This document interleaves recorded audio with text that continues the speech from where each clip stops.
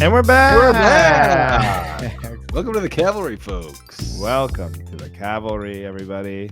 We're StreamYarding. StreamYarding. That's Shout our out. sponsor. Our sponsor is whatever platform we're using. Shout out to StreamYard. That makes it so easy to come into studio. It's the opposite of a sponsor. It's the first one we've paid in a while. Oh, that's right. We actually paid for them now. So we're StreamYard boys. We mean business. We are StreamYard boys. Oh, we should change the name to the StreamYard boys. Yeah. You know, it's funny. My wife and I, we were like Heidi and I were talking, and she, Heidi was a comedian. I don't know if people know that, but Heidi was a stand-up comic when she first got started. And she had an itch the other day. She's like, maybe I should get back into stand-up, just do an open mic, see what it's like, and see if I still like it, Yep. And I was like, yeah, you should do it. Let me stay home. I don't want to be out there with these animals. Yeah. And but then we were saying we should have a podcast. We should do a podcast, a supplemental, not to replace the Cavalry, but a supplemental podcast. It'd be fun. A lot of husbands and wives, right. Like your mom's house. Yeah, your mom's house, or Tom and Steph Clark. Yep. They have one. Yeah, we'll aim for your mom's house, actually. Sorry, Tom, but we'll shoot for that one. But anyway, and we were like, what would we call it? And then I was like, oh, we should call it, because I was opening a bottle of wine. It's like, oh, let's call it Wine Time. But then we would spell it WHINE, like we're just complaining about everything. Yeah, right. But then we're like, oh, I wonder. And then it's like, we were like, oh, yeah, Wine Time. That's perfect. Oh, that's so clever. Ha, ha, ha. And then I was like, oh, we'll just check to see if anybody else. 19 podcasts all named Wine Time. Literally with that joke. And then one had the little parentheses around the H, so you got it, that it was both. Right. And then were you like, maybe neither of us should do comedy? Yes. We're kind of first thought comedians and podcasters. Well, I thought it was funny and clever. Yeah, we did too. Then my alternate title is Everybody Sucks But Us, because that's what every conversation boils down to eventually, is everybody else sucks. We're the only ones who that's how you know you're gonna make it as a couple, when you both have that same attitude. Everybody sucks but right us. Because you have that moment when you're really bitching about everybody else and the world and companies and school. Everybody's ripping you off, and you start looking around, you're like, could it be me? Could it be possible that I'm the one? And then you look at each other and go, nah, everybody else sucks but us. Right. That's a great title. I'm going to subscribe. Okay. All right. How you doing? Good. You know what? I got to be honest. I got to get this off my chest. Please. So I don't know if you've ever heard my Carvana bit. I know you've heard me complain about Carvana. I have a 6-minute Carvana bit. Let me tell you something.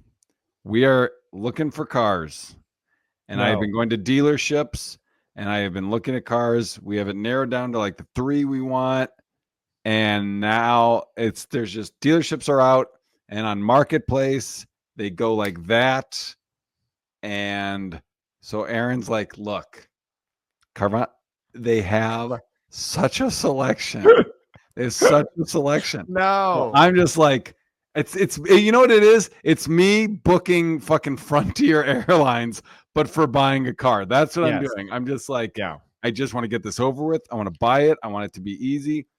And so this morning, we had it narrowed down. We had our favorites, whatever. We got pre-approved for, a loan. So I have this letter. I was like, all right, I'm buying the Honda Odyssey. It's like a 2019 Honda Odyssey, low miles. Bought it.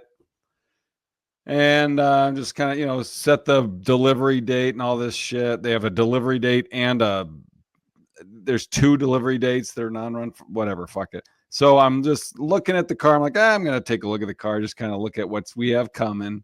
And I scroll and I look really small at the bottom. And I see this thing. It says, oh, the car has an open recall. I'm like, oh, that's fine. Cars have recalls. You got to get the door, whatever. It's just unsafe. I click on it.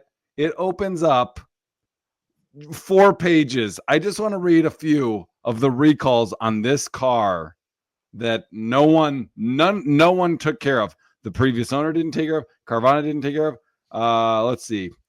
Accessory power outlet harness may short circuit. That's fine. What that risk means, it's a risk of fire, increased risk of fire. Okay. Oh, just fire. That's fire.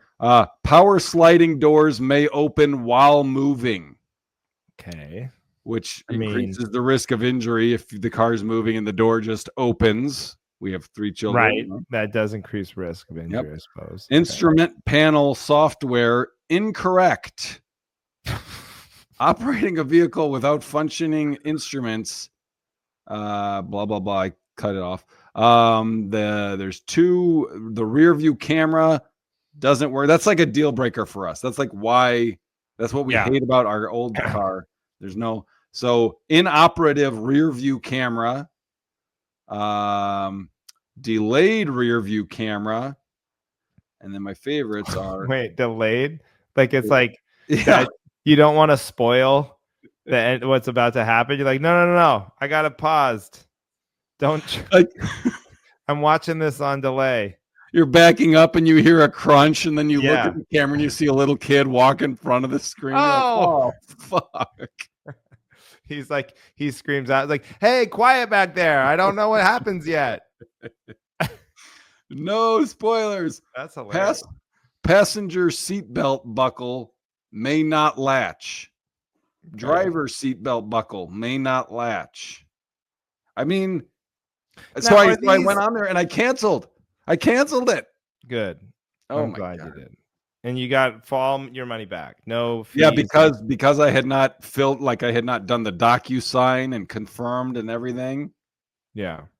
They could not charge me for the shipping thing. Now let me ask you a question. Are dealerships? I've never bought a car from a car dealership, and I've just now been like, I guess one day I'm gonna have that stereotypical moment where you walk in and the guy rakes you over the coals, and you have to stand firm and go, "This is what I want. I don't want the true coat or whatever." You know? Yeah. Is it that bad? The modern dealership experience? It's even more depressing because it's such a caricature of what we know. Like everyone knows it's a scam. This was last night. I dropped Edie off at basketball practice, and there's like 3 dealerships. So I just wanted to see what a Kia Carnival looked like. I was like, hey, I just need to look at one. I got to see how much space in the back. We're not ready to buy. And they're all locked. So a guy came out and he was like, yeah, come on in. I was like, oh, fucking A. He takes me into his cubicle office. He's a sales guy. I was like, I just want to see it. He's like, yeah. I just want to get some information. I was like, I'm not ready to buy. He's like, what's your target payment? And I'm just like, I'm not, can you just pull one up, unlock it? I mean, it took forever. You know what the funny thing was though? He was like, are you going to trade in your old car? I was like, I don't know. We'll probably sell it. I don't know. We'll see. And he's like, well, if you want, while I'm pulling up the Carnival, we can have our guys appraise it just in case you're curious what we'd get for you. And I said, how long will that take? He said, not more than 10 minutes. He said, sure, whatever, fine. So I give him my keys. He pulls up the car. I'm looking at it. He's like, you want to drive it? I was like, no, I'm kind of in a hurry. I just want to see how much space is. That's all I need. All right, this looks good. This looks good. Fine. We go inside, and I was like, oh, do you guys have my car keys? He's like, oh yeah, here you go. He gives the car keys to me, and they didn't say anything about the appraisal. And I go, oh, did they look at it? And he goes, yeah, they did. You know what? You'd be better off just selling it on your own. I don't want to insult you by giving you a number. Wow. You're like, buddy, I know your plan was not to insult me, but that is the largest insult you could ever give about my car is you're afraid to tell me what you think it's worth. Right. That's like if a woman's like, hey, rate me on a scale of 1 to 10 of how hot I am. It's like, lady, I don't want to insult you by telling you the number I really think you are. Okay. So Better you don't want to know. Better you just take your car and go.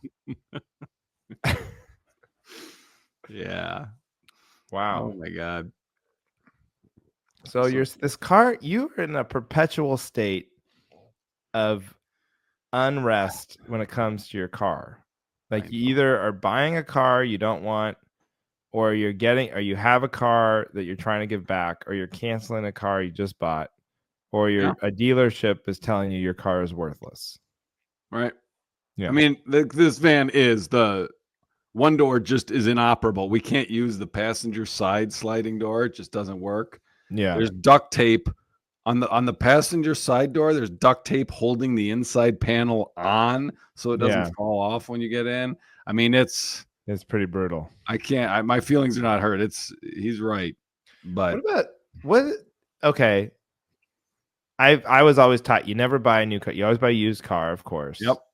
But then also nobody leases. Like leasing is only for dumb people or rich people. But it kind of makes sense to me to lease. What about leasing a car? No. You don't have to worry about it. If you don't like it, you just give it back, and you're only out the 1 month payment or whatever. Like or maybe you have to sign on for you're basically making car payment size payments, and then it's not. But you're basically renting a car, because if you're paying payments on a car, you own it one day. But by the time you own it outright, it's borderline worthless, right? But you still have the car. I mean, that's the situation I'm in. If I had leased this minivan, I mean, right now it is worthless, but I have it and it runs. Yeah. Okay. I mean, this is a 2008 that we are driving. It's got over 200,000 miles. And I'm championing it. I'm like, hey, it's still running. What's the problem? I mean, every single light is on. It's it's terrible, but all right. Well, you talked me out of it. I was just asking because you seem to have such tough luck when it comes to these cars. Yeah, I don't think leasing's. So you back? What are you doing now? Back to Marketplace? I mean, I'm looking on Marketplace. I looked at CarMax, but their whole thing is like, oh, we don't haggle. There's no haggling. We take the headache out. There's no haggling. Yeah, but your prices are the same as a dealership. So it's like, okay, there's no haggling. That just means, hey, we're not going to come down in price. That's all it is. Right. They're like, we've already made it as low as we're going to go. So this is where you're back to Frontier Airlines, because the cheapest deal for a car is the one that you know you're going to get screwed on. Yeah. And you can't stand it. You have to pay the cheapest amount. Well, here's the thing. So we had the Ford Escape. We got on Carvana. And I love the car. I have just numbed that part of my head because it still has that initial problem. The windshield is there is still a small gap. Yeah. It got shrunk down. Someone shrunk the gap somehow, replaced the cowl. So it's smaller of a gap. And I took it to a Ford dealership and they told me, yes, it's ugly, but it's not mechanically a threat. And you're not going to get water in there. So I'm like, all right, then I don't care. Yeah. So I don't know. All right. Unfortunately, I know what you're going to do. You're going to get it. You're going to go back to Carvana. You're going to go back to Carvana. But all I ask is you have to be honest in your bit now. And you have to say, like, by the way, I bought a second car on Carvana because I'm a lazy. Because I am so fucking lazy. Yeah. Is it possible if you went into the dealership and you just were like, I don't care, I've got 8 hours to get the better deal just by like grinding them down and threatening to leave and walk out and like keep asking for more and more and more discounts? I don't know. I'm the worst. That is not a skill I have. Erin is very good at that. She has negotiated cars. She got job offered. Like they're like, man, you are tough. You're good. And they tried to like get her to work there at one car dealership. And so I told her, I was like, this time I was like, you're going. You're the one. They tried to get her to work there? Yeah, this was a long time ago. This was not. Wow. The ultimate compliment. Right. Because she's such a good negotiator. So I was like, you got to do it. you know, when if we find a car at a dealership, because we were going to get a Subaru Ascent, which were good. They're all-wheel drive, whatever. So I sent her to go because I looked at them, and then I sent her to go look at them. She didn't like them or they were too small, but I was like, you got it. Whenever we find what we got, you have to be the one to do it. She's like, you could do it too. Why do I have to do it? You could do it. I'm like, I can't. I get excited. I hate being in a place and I'm like, fine. I'd rather pay an extra $200 a month for 3 years to get me the fuck out of this office right now. I get that from my dad. We're the same. I got it from my dad. Like, it's like, just, whatever. Okay. Sounds good. That sounds great. Can you go away now? If I sign this, will you go away? Great. Exactly. Any amount. It's fine. Yeah. Well, I'm I'll be on the lookout for cars for you. Please do. Well, maybe I'll find one here in Portland. We can drive it out. It has to be a minivan. So an Odyssey. That's what you want. An Odyssey or a Sienna. You're not going to find a Sienna. Siennas are people just hold on. They just hold them forever. They sell them like it's impossible. You're not going to find a Sienna. You will Don't even try to find a Sienna. You're not going to find one. Make an offer. What if you just see a Sienna on the road? Go, hey, buddy, how much? Right now. Hand me the keys. They're going to be, fuck you. I know this game. They'll be like, I know what this car is. I had to kill a guy to get this Sienna. Yeah. Sienna, Odyssey, or a Kia Carnival, which is the Kia minivan, but that thing looks like a fucking stretch SUV, if you ask me. If any listeners see any of those, have a line on a Sienna. Leave a 5-star review and tell me where I can get it. Yeah. That's Car Talk on Cavalry. Car Talk. We should name this show. That's to get back to a show that's already famous. Car Talk. Is that a show name? That was like a famous NPR show.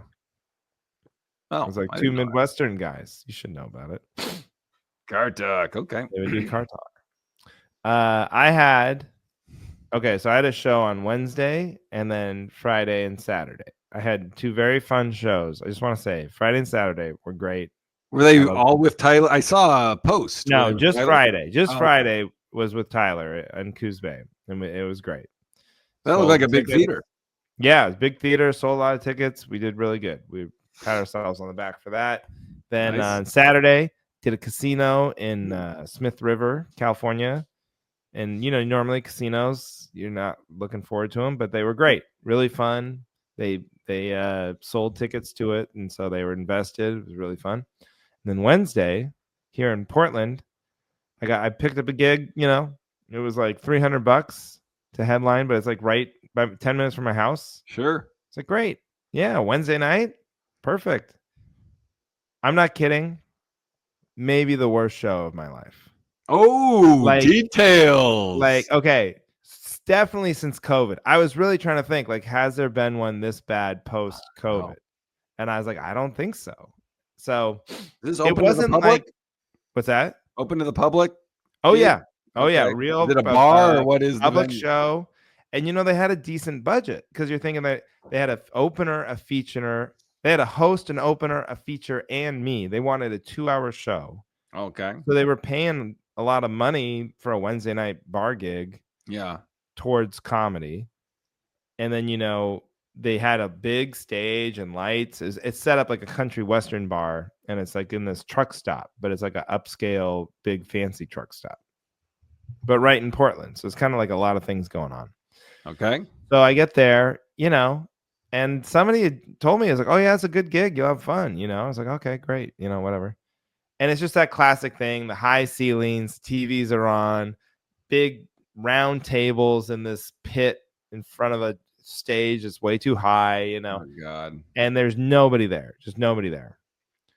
And eventually, I'd say like 3 or 4 tables filled in of people who were actually, there's one guy at one table sitting right up front, and I think he was like maybe mentally ill, challenged or something. And then there's like one other couple, and then a table, an older couple, and then a table with a couple and their older daughter, like adult daughter. That was it. And then everybody else was at the bar watching the TVs that were still on in the back. Yeah. And so you're sitting in the green room and you're just hearing nothing. The host is up there, just literal zero. Oh God. And then they're getting awkward and trying to do and then the savers are getting zero, calling out the fact that their zero is getting zero. And I'm like, no. Wow. Is like are you I have sweating, not, or are you thinking, and then I'm like, I'll show them how it's done? Both, because part of me was like, well, no offense to anybody on the show, but these weren't like the kings of comedy. You know what I mean? Sure. So I'm like, maybe they're just bad. Not like working comics. They're not all like pro no, especially the first two guys were very green. Okay. And so then you're like, oh, maybe they're just bad, you know? And so you can't blame the audience. But the problem was, it's a long show. They wanted the feature to do 35. They wanted this opener guy to do 20, and then the host do 10, and then me to do an hour.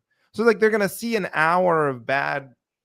I mean, we're basically gonna establish the tenor of the show irreversibly by the time I get up there. You know, irreversibly.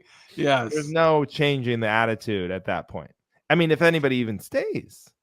So did you start your set by just begging them to forget everything they've seen? Well, no, I started my set by talking about it was like being on death row back there listening to. I mean, you had to like acknowledge it. Yeah. And then and then the guy in the front first table, he pulls out his camera, his phone. He starts recording me, and I'm like, I'm sorry, sir, would you mind not recording what's quite possibly the worst moment of my life? Like, if you see an old woman falling down a flight of stairs, is your instinct to just get out your phone and record? Well, maybe it is. I don't know. Right. Record. Oh my God. And then, but the funniest thing was, so I just ate it so bad, and then I literally was like, at one point in the middle of a joke, is like, I'm sorry guys, I have not bombed this hard, and I have to do an hour. I was like, I just have not bombed, and so I'm like entertaining myself. I'm like, I've not bombed this hard in so long. I have to record this. So I like I was like, I have to get out my phone and find the button, and I recorded like the last 20 minutes because like no one's gonna believe me how bad this show is. I love that. And but it didn't hurt. That's what I would tell new comics. Anybody listens to this as a comic, you get to a point that one doesn't sting at all. When it's that bad, like if it was a fun room and I go out and have like you can feel like it just a slight drop. You still get laughs, but just a slight drop off. Yeah, that stings way more. Yeah, this was just like impossible. Everyone's going up there and getting slapped with a big dildo right across. So just go up there and take it, you know? Yeah. And see how well you can take it. Yeah. And but the funniest part was, so I mean, like 2 seconds into the host set, like this is death. We're all gonna die. Like it's like that thing from some war movie where you're not afraid of death because you've already accepted it. You're like, I'm dead right now before I even go into this battle. So I might as well go out crazy because I'm already dead, you know? And this kid was the opener. He meditated. So he in the green room. I've never actually seen this. Before his set? Yeah. So, I mean, I guess maybe a lot of comics do this, but he sits down and he's got his hands, prayed like this. I mean, it's very obviously meditating. Yep. And eyes closed and legs like crisscross. I'm like, hey, man, you can meditate, pray, do some sun salutations. I don't think any of this shit's going to, I don't think that's going to do it. Oh, man. You can meditate on stage. It'll be just as quiet. Might be more quiet up there. Oh, shit. Oh, it was brutal. And I hadn't had a real hot one like that in so long. And they weren't antagonistic. That's the thing. There was no heckling. There was no anger, or they were just like kind of like stared at you, like in silence, Was it just like a bad environment for comedy? I mean, it was like a room that big to have that few people spread out. Yeah. because even then, if they were gonna titter or something, they're just like, now it's like too late. Like they can't. It's too like that. You're looking around. It's well lit, so like they feel like their eyes are on them. At a certain point, the crowd becomes nervous, because they're like, "Oh, we're not laughing. We're not laughing." Oh yeah, and they get uncomfortable. Yeah. Oh, it was bad. And I did it, and then it was just kind of funny to me. Yeah, that's what I was saying the other day. Like the other day, like sometimes you're up there and you're just like you're laughing about how bad it is, thinking about telling comics later. Yeah, I couldn't wait. I was like, oh man. And then the feature, this guy named Simon Kaufman, he's selling merch. He goes back there and sets up a merch. I'm like, are you out of your mind? Good for him. I walked by him. He was like, hey man, I was like, I'm not gonna stop and have a conversation. I'm getting the hell out of here. Yeah. Before someone arrests us for what just happened. Selling merch. Oh wow. Yeah. You know what? If he sells one, good for him. It was worth it. Yeah, I know. Good for him. I'm actually just impressed. And that's a good one to have when you're 10 minutes from your house too. The other two guys, they were they had hotels. They were from out of town. So they drove in for this. I was like, man, you got to spend the night and eat here and have breakfast here in the morning. You got to simmer in it. Yeah, you got to just sit in this. Oh, Jesus. That's brutal. I love it. So you're in the middle of your set. You were like, hang on, bro. I have to set up my camera. During the Patreon, I will play you my recording. At least part of it, so you get the idea. Was it a video? Your Sony? No, I didn't. I couldn't set up a camera. That would have been hilarious if I just got off stage and started setting up a tripod. Hey guys, I'm taping my special. I forgot to set it up. I just did the voice memo thing. Have you ever had that like temptation to just? It's so bad. I guess in that environment, I don't like if it's not their fault and they're not antagonistic. But like if it's so bad to just lean in and be like, all right, you want me to have a bad show? Oh, I'll give you a bad show. I mean, but the thing is, I don't have I don't know if it's courage, but like it's like literally hard to go up and just talk for an hour by yourself when you feel like you're getting no response. Not even jokes, just try it. Just try going up and speaking extemporaneously, nonstop for an hour without anyone chiming in or nodding at you or giving you any sort of. So it's like, for me, I'm not a good enough improviser. Like I would just like to just start talking and like talking shit and being like doing a podcast basically on stage. I don't know if I could do it. So I do my act because I'm like, well, at least I know what to say next. I know the words. That's right. I know the words. And then also like it's like a chance to work on. I use that, like any joke that's like borderline, I throw it in there because I'm like, let me see if I can. They're all gonna get nothing. So what's the difference between a good joke and a bad joke at this point? Yeah. Oh damn. Yeah. But the other two shows were made up for it. It was a lot more fun and sold a lot of merch, so that was good. Yes, a lot of hankies and hankies shirts? And shirts, babies. Like I set up the whole store at the end of these shows now. Gosh, I think I might have to order shirts soon. You gotta do shirts. These morons love shirts. These dumb idiots. What'd you charge when did you do 25? 30. Oh my God, are you serious? In this economy? Woo. That's what's so funny is like show prices are still like are not at the casino. It was a $10 show. Wow. $10. I was like, went on stage. First of all, I'm happy that they charged for the show because a lot of casinos would make it free. But $10 is hilarious. It's like, oh, were you guys debating eggs or coming to a comedy show? Right, yeah. Like that's literally $10 is nothing anymore. Yeah. So like then I'm selling a shirt for 30, but then I think a lot of people buy merch because like, well, shit, I got in here for $10. Right. There was minimum. I walked by minimum hands of blackjack. There were more, than the show price. A single hand of blackjack. Yeah. Wow. I did. I had a private show today and tomorrow. It's the same guy. He booked me for both. It's like a seed farmer. It's a bunch of farmers, and it's not super far. He's like, he reached out to me on my website. He's like, I need to make sure that you're available for both because I want to have the same comic for both. It's different people. And I was like, yeah, I can do it. And he said, yeah, I do too, because it's the same like conference thing, but they don't like to drive. So I just do 2 different ones. They're the 2 shows are 35 minutes apart. If you drove from one to the other, it'd be 35 minutes. Wow. So I performed for like 80 or 90 people today, and then tomorrow I'm performing for like 100. But and whatever, hey, that's worked out better for me. It's a conference for farmers. It's just people doing these. It's totally different crowds, but it's the same speeches. It's just people don't want to go.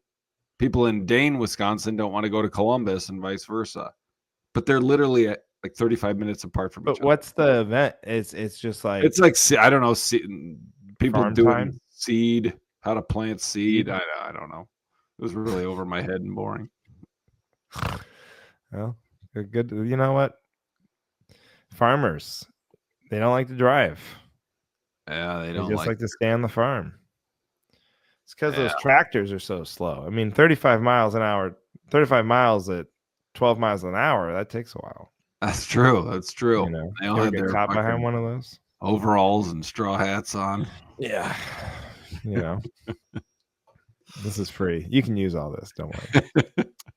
Yeah, I'll use it for tomorrow's show for the other half of the people. Yeah, you should do a different set. And then the guy would just be so mad. I booked you to do the exact same set. Yeah, damn it. Yeah. Okay. I got a topic. Okay. Not a topic, but a discussion point. We're still. How long did it take to train? Did you guys potty train Trudy? Yeah, but we don't really know how much training she had going into it. I mean, it was pretty. She wasn't like a puppy, you know. How old was she when you got her? They say 2, but I think that's what they say for every rescue dog. What, 2 years old? Yeah. Oh, 2 shit. or 3. Yeah, I mean, they would say that if they were 12, they're like, oh yeah, because they just think we got to get this thing out of here, you know.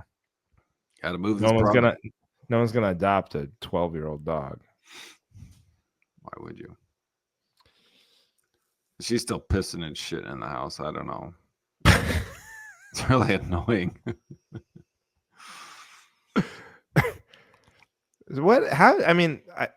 Potty training to me, it's been so long since we did it.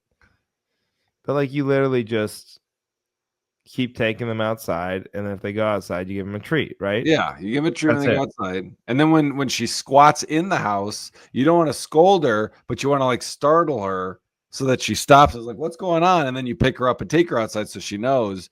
So whenever I'm just in the house and I hear either one of the kids or Aaron be like, oh, wee. It's like, oh, great. I got to clean up piss now. It's awful. And I'm just finding dried shits hidden under furniture and stuff. Like, well, if she's hiding them, she knows. Right. Do it. Right. My mother-in-law got a new puppy, a pug. And so luckily she's moved apartments since. But her last apartment, we're like, God, it smells awful in here. She's like, no, I take the dog out all the time. But the dog had found like a secret under the futon or something. Get under there to shit, and she wasn't seeing it. It's like, oh man, like finding a dead body under there. Oh god. Aaron had to take Ruthie for a vet today, and she was like, hey, when she shits, we have to bring in one of her shits, so grab the shit and put it in a bag if you find it. I was like, all right, sure. And I couldn't, I never see her shit. And but I was like, oh, there's one on the back patio. So if you want to grab, there's one on the grand piano. Just grab that one. Shit. There's one on Grandpa's ashes. Go ahead and grab. Yeah, she put it in a bag and just left it in the laundry room. So like I came down later and I go in the laundry room, I'm like, oh my God, it smells like fucking shit in here. And I'm like, where is there's shit? Check the shoes. And then I look, oh, there's just a bag of shit on the dryer for her appointment at 5 p.m. I was like, babe, I put the shit out in the garage. No, the vet, I think, says make sure the shit you heat it up on the dryer before you bring it in. Heat it up. You want to heat it up, put it in the sun, leave it out in the. You want it in the living room or bedroom area. I never thought Greg had big shits until I saw Ruthie's little tiny string turds. Oh, that's the best thing about having a little dog. They're adorable. Oh, it's so easy to pick up her poop. I mean, it's not even a chore hardly. I see sometimes pick up your teeth. I do. Just to show everybody how great it is having a little dog. Right. Prove a point. Hey. Oh my God. Every once in a while, I'll pick up just to be like a good Samaritan, like Trudy will poop. So, like, let's say in a hotel dog area, she'll poop and I'm picking it up and then I'll see someone did not pick up. So I'll be like, oh, you know what? Not to pat myself on the back, but I'm just that kind of guy. Yeah. And then I pick, and I already have the bag. And sometimes her little poops in a big poop bag, you're like, this seems like a waste of plastic, you know, it's barely filling this thing. But then I pick up one of these monster turds. Oh my God, the weight of it and the heat. Like, Jesus. The heat? Yeah. Is the dog still around? Yeah, well, the culprit's not far. Oh my God. No, but you know what I mean? You feel that big sloppy. The weight of it. Yeah. Ugh, you're like, God damn, what is this, one of mine? Oof. How do people do it with these big ass dogs? I know. Oh my God. There's nothing better than the fucking weight of a dog's shit in your hand, you know? Like a big old hot one. No. I'm saying that's not good. I misunderstood. Yeah. I was saying there's a lot of things better than that. Almost everything. Oh my God. I thought we were flirting. I misunderstood. I'm sorry. No. We're missing each other here today. That's yeah, we're a little off. It's this vertical stacking. Normally our chemistry, we got to catch up to that. Yeah. Okay, topics, right? Unless you have anything else. Let's get into topics. I can go first. Mine's short and sweet. Okay, great. Okay. Because so this weekend we went to the Oregon Coast. Oregon Coast, beautiful. Everybody, so underrated. Everybody should see it once in their life. Top 5 American destination. But so I had gigs, and then Heidi's mom now lives in Astoria, which is at the top part of the northern Oregon coast. And so we drove down the coast and back doing these gigs. And but what you notice, you get out of the city and you get on these I was on the 101 the whole time, but you get on these country roads, small town roads. Dairy Queen's everywhere. Dairy Queen. Every 15 miles, Dairy Queen. But then you come back to the city, no Dairy Queen. There's no Dairy Queen within the city limits. There's McDonald's. Yeah. There's Popeyes. There's Wendy's. No Dairy Queen. Why? Here's what I need backup on. How about some city Dairy Queens? What are we doing? Why is Dairy Queens only for the country? Brother, I back you up. Thank you. Oh, I back you up. I love a good Dairy Queen. Yeah. I see what you're saying because I can picture seeing them out on these country roads like, oh, okay, there's a Dairy Queen hanging on from 1985. Yeah. But there is a Dairy Queen not too far from my house. Oh, there is. In Madison? And it's a Hot Eats, Cool Treats Dairy Queen. So they got the food too. All right. All I'm saying is, I mean, it's definitely not a city. In the cities I've lived in, I don't think there was a Dairy Queen in LA. Do you remember a Dairy Queen in LA? No.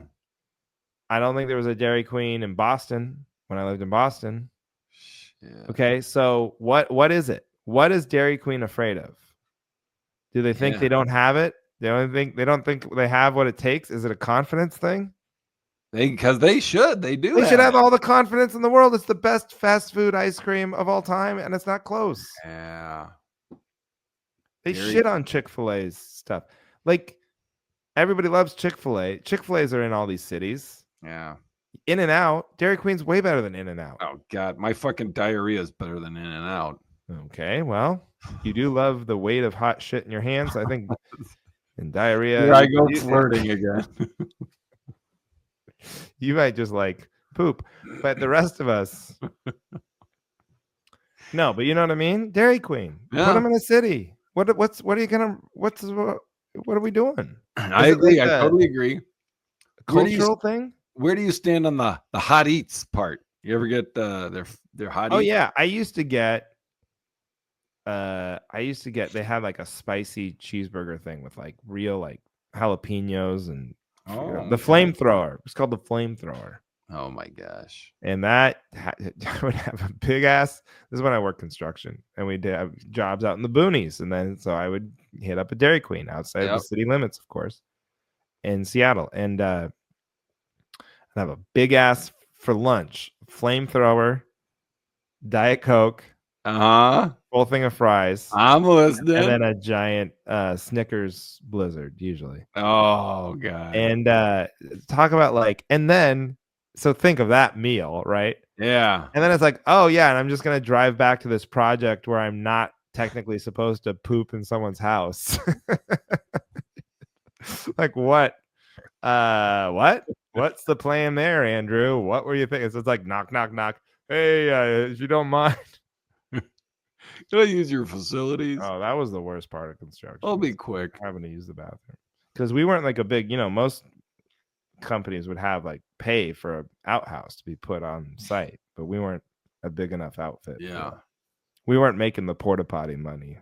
Sure. We were just the little guys, Well, you sort of jumped the shark. So how did it go coming out? What was it like coming out? The flamethrower? Yeah. Hot eats, cool treats. Hot eats, cool treats. That's why you have to have that blizzard at the end to cool things down. Yeah. Thought it was good though. I love it. Yeah. I always like that. I like it how they always flip it upside down.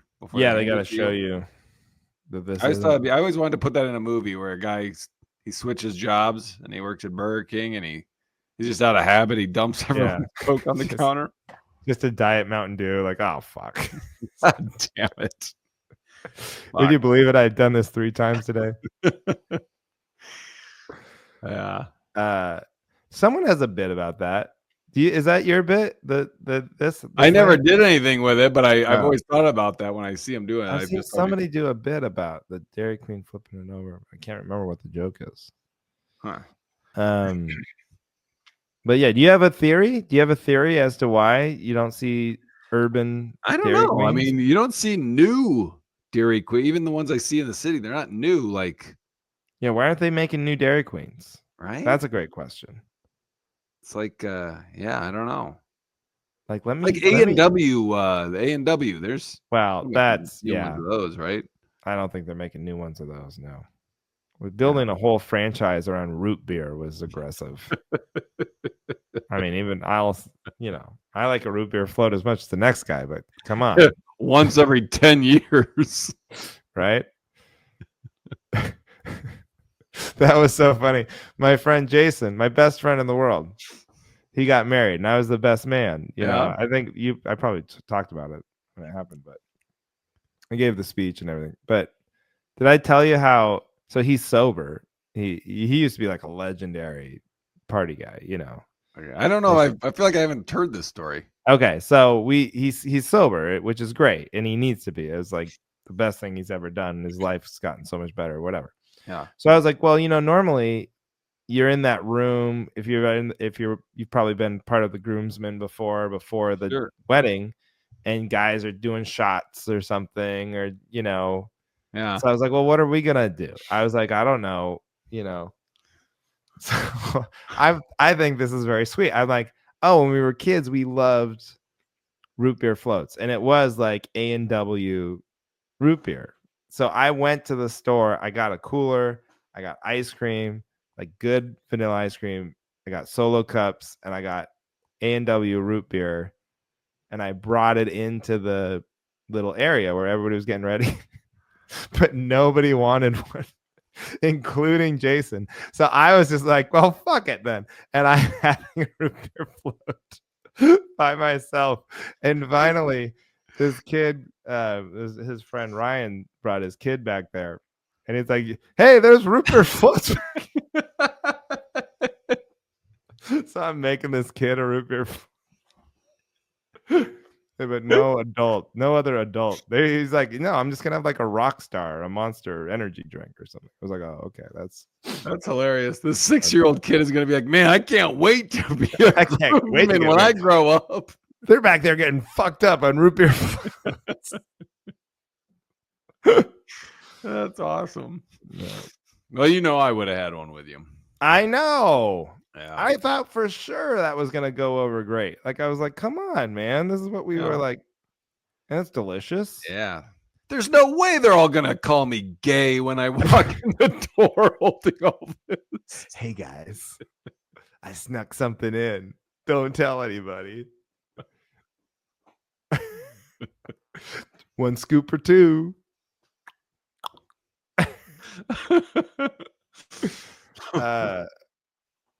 Well, and then I hit me later. I was like, oh, I bet he was very nervous, I think, about like the vows and the ring and all that stuff. So I was like, oh, maybe I'm having root beer floats and a flamethrower and Indian food. I don't give a shit. Iron stomach over here. I'd love to join you for a root beer float, but I'm very nervous. That's great. That's a good story. Oh man. I wasn't even planning on. I wish I was there, man. Oof. You know what? Let's do root beer floats at the Bend Theater on Black Friday. Oh, it's on. I'll bring them in. Oh, now I'm excited. Yeah. Black Friday. Yeah. More like brown and white Friday. That's right. That's the color of root beer floats. Okay. I like it. You love Craig, but what's with this? Hey guys, I finally what found is this mysterious? Stay tuned. Stay tuned for the next piece of the mystery. It's like the Epstein list or something. I mean, what? Can't you just tell us what the Oh, the offer sheet's coming. Like, are you just back there like debating to yourself? Just write it down. Like you're typing this. Right. Just type the numbers. Another guy. This guy, Corey Michaelis, he's a great dude. He booked me for New Year's Eve for end of the year, next year. And or this year. And he goes, okay, I'll send over an offer sheet. I mean, buddy, it's just me and you. Could you just tell me what it pays and I'll tell you if I can do it or not? Like, it's like, you know what I mean? But now I gotta fold it in half and slide it across the table. I mean, what are we doing? This is not, we're not like center fielders for the Yankees. You know what I mean? We are road comics. The numbers are there's a pretty definite range that we all know this is going to be in. Yeah. Okay. All right. Now I know we used to say this more often, but I'm not 100% certain this wasn't my topic last week. Last week is what you're hitting me with. It's been on my list a while, but I don't know if we talked about it. Did we talk about me and Aaron planning our vacation or our trip for our 15-year anniversary and her wanting to steer away from chain, big Hyatt? Okay, that's what it is. Anytime, like, because we're both, we sit in bed and we're sitting there looking at destinations and places because we want to go somewhere tropical. And anytime it's a big, like, that's the Hilton in Tahume or Rivereierara Marayarya, or what's it called? Rivereierara Maya. Thank you. I'm not drunk. She'll be like, yeah, it's the hill. I don't know. It's a big touristy spot. And it's just like, Why does it have to be a mom and pop boutique? Yeah. They've got it honed. They know how to do it. Yes. And so this is my thing with hotel, because Heidi's like the hotel expert. She always, and she would do the same argument. As me or as Aaron? No, as Aaron. Oh, okay. Like, and this is exactly what happened on our honeymoon. I wanted like the stupid, all inclusive resort, Cancun, just lay on a beach, and we ended up staying at like a little tiny boutique Akamal hotel, which was nice. It was great. Where was it? So it's a town called Akamal. It's like it's between Tulum and okay. And so it's in Cancun, Mexico, I guess. Yeah, it's in Mexico. Okay. Yeah, that's on the coast. But that part of the coast, we've looked at a bunch of Akamal places. Yeah, they have a comedy festival there. Shockingly, it's the smallest little town. But these Minnesota comics, I think, just want to go there in the middle of winter and build themselves a, because it's always like, I noticed it was all Minnesota comics. So they stole our idea. I think they just were like, but the only thing I'll say is that part of Mexico, they get a ton of seaweed now. I don't know if it's like a global warming thing or what, but so the big resorts, they're having guys out there with the bulldozers getting rid of that shit first thing in the morning, but the little guys, they don't have, it's like one guy with a wheelbarrow and a shovel, and it's like he might get to you. So it starts to smell if it's been on the beach too long, Yeah. So just be careful with that. That's good. That's good ammo in my pocket. And you guys probably, I know you're like you have credit card points or whatever. Like, do you keep your Hilton Honors points and Marriott Bonvoy, like all that stuff? Like, you can get you can start to accumulate hotel points and get like a free room, Capital One miles.